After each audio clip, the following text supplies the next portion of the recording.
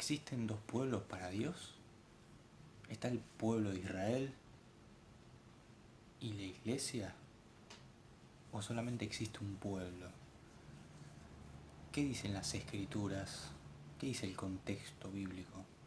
Muchos creen que está el pueblo de Israel por un lado, que es el primogénito, y que después están los gentiles, que es la iglesia, donde también hay judíos. Ahora, ¿la Biblia habla de dos pueblos?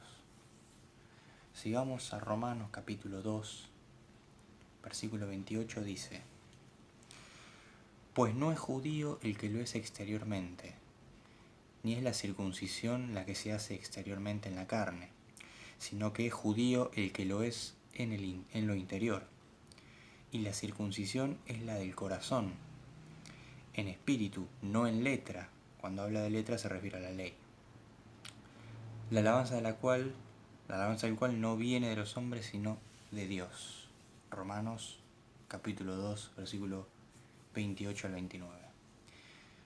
En el mismo libro de Romanos, capítulo 4, versículo 9 al 10, dice: ¿Es pues esta bienaventuranza solamente para los de la circuncisión o también para los de la incircuncisión? Porque decimos que a Abraham le fue contada la fe por justicia. ¿Cómo pues le fue contada? ¿Estando en la circuncisión o en la incircuncisión? No en la circuncisión, sino en la incircuncisión. Él no se había circuncidado todavía. Todavía no existía la ley. Todavía no había venido Moisés. Por ende, él tuvo ese acto de justicia. Y él era incircunciso. Romanos 4, 9 al 10. Vamos ahora a Romanos capítulo 9, versículos 6 al 8, dice: No que la palabra de Dios haya fallado, porque no todos los que descienden de Israel son israelitas, ni por ser descendientes de Abraham son todos hijos de Dios, sino, como dice, en Isaac te será llamada descendencia. Esto es, no los que son hijos según la carne, son los hijos de Dios. No está hablando con respecto a la carne, a hijos biológicos, sino que los que son hijos según la promesa son contados como descendientes. En Gálatas capítulo 3, versículos 6 al 7 dice: Así Abraham creyó a Dios y le fue contado por justicia. Volviendo otra vez a lo que decía en Romanos: Sabed, por tanto, que los que son de fe, estos son hijos de Abraham.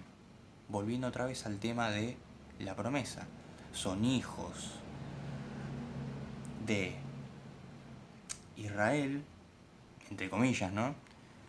No los que son de la carne, sino los hijos de la promesa. Esos son hijos de Abraham o de Israel.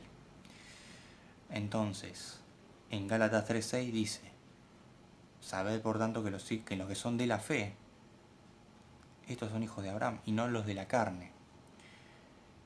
En el mismo capítulo de Gálatas, versículo 13 al 14 dice: Cristo nos redimió de la maldición de la ley, hechos por nosotros maldición, porque está escrito: maldito todo el que es colgado en un madero, para que en Cristo Jesús la bendición de Abraham alcanzase a los gentiles, a fin de que por la fe recibiésemos la promesa del Espíritu. Y acá vienen dos pasajes determinantes para entender este tema.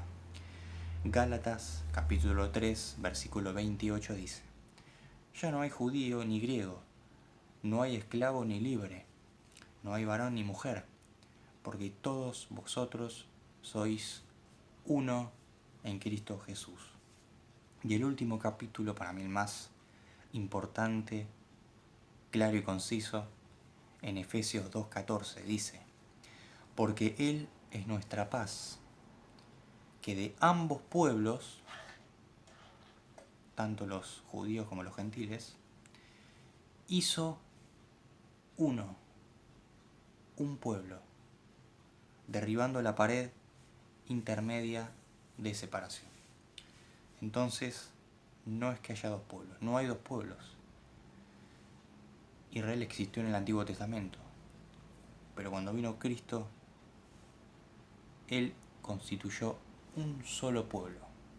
Un pueblo, no es que hay dos, un pueblo. Como lo dice Gálatas 3:28, que ya no hay judío, ni griego, ni varón, ni mujer, ni esclavo, ni libre. Todos son uno, todos pertenecen al cuerpo de Cristo, que es la Iglesia.